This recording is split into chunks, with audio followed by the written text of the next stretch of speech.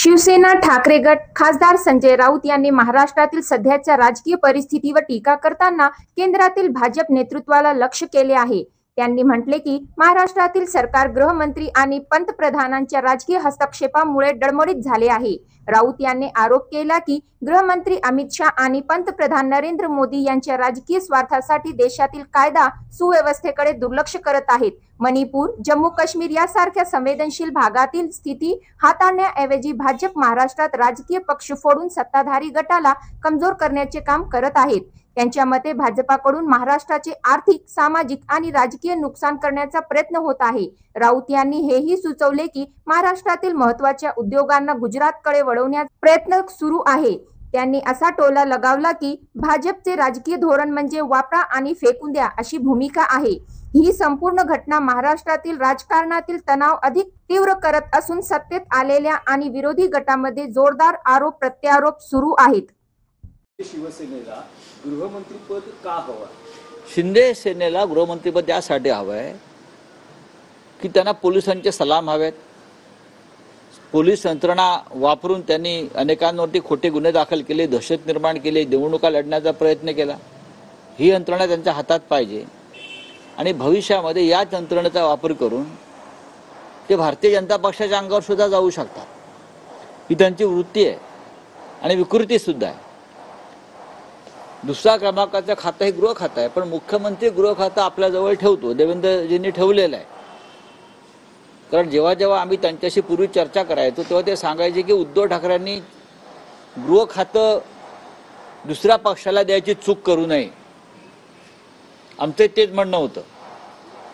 आणि गृह खातं विधानसभेचं अध्यक्षपद त्या काळात जे संवेदनशील विषय होते त्यांच्यामुळे आमचं सरकार पडलं, आता पडलं नसतं।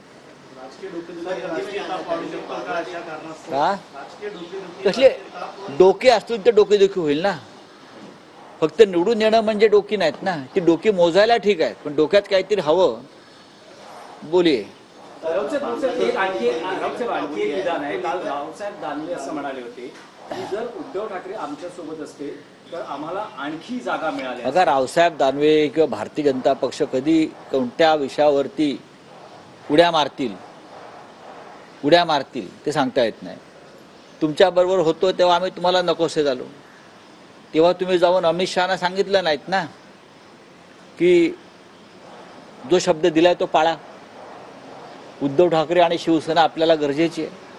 तेव्हा तुमची तोंड का शिवली होती का? आता तुम्ही जे आम्हाला द्यायला जो शब्द होता तसंच तसं तुम्ही एकनाथ शिंदेला दिलं, आताही द्यायचा प्रयत्न करताय। पण तुम्हाला बाळासाहेब ठाकरे नको होते, तुम्हाला बाळासाहेब ठाकरेंचं नाव नको होतं, तुम्हाला खरे ठाकरे नको होते, तुम्हाला मातोश्री नको होती, तुम्हाला महाराष्ट्राच्या राजकारणातून बाळासाहेब ठाकरे, हिंदू हृदय सम्राट उद्धव ठाकरे आणि त्यांची खरी शिवसेना यांना जमीनदोस्त करण्याचं तुमचं स्वप्न होतं। आता तुम्हाला हळूहळू कळेल खरं काय आणि खोटं काय। रावसाहेब ज्या पद्धतीने एकनाथ शिंदे यांनी आता मुख्यमंत्री पदाबाबत जी लवचिकता दाखवली तशी जर 2019 साली उद्धव ठाकरेंनी दाखवली, तुमच्याकडे चुकीची माहिती आहे, तुम्ही राजकीय अभ्यासात कमी पडताय। एकनाथ शिंदेला मुख्यमंत्रीपद दिलं होतं, हे आताचं म्हणत नाही। 2.5 वर्षाचं मुख्यमंत्रीपद एकनाथ शिंदे यांनी भोगलेलं आहे। तेव्हा जर ते मूळ शिवसेनेला दिलं असतं तर ही वेळ आली नसती, बरं का? तुम्ही आताचं बोलू नका, तुम्ही 3 वर्षापूर्वीचं बोला।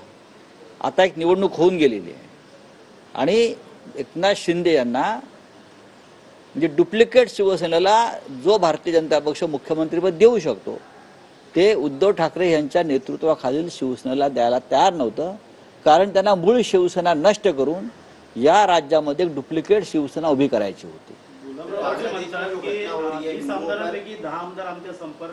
असं कोण म्हणताय? गुलाबराव पाटलाने म्हणतो, मी गुलाबराव पाटलांना की तुम्ही थोडे दिवस थांबा, तुमचा पक्ष शिल्लक राहतोय का आणि भाजपा शिल्लक ठेवतोय का हे तुम्हाला कळेल। आता आमच्याकडे जे राहिलेले आहेत हे कडवट निष्ठावंत आहेत। तुमच्यासारखा जो गाळ होता, पालापाचोळा होता बेईमानांचा, तो उडून गेला। फुंकर मारली ईडी सीबीआयने आणि त्या फुंकरेबरोबर तुमच्यासारखे लोक उडून गेले. आता जो उरलेला आहे तो भक्कम असा निष्ठावंतांचा आमचा मेळा आहे. राहुल साहब, EVM बद्दल बोला, आप बोलिए. बांग्लादेश में जिस तरीके से हिंदुओं पर अत्याचार हो रही है उस पर एक्शन ना लेते हुए दूसरों मुद्दों पर जो है एक्शन लिया जा रहा है. इसी बीच मोहन भागवत ने एक बयान दिया है कि पॉपुलेशन मोहन भागवत जी को देश के पॉपुलेशन के बारे में बहुत चिंता हो रही है.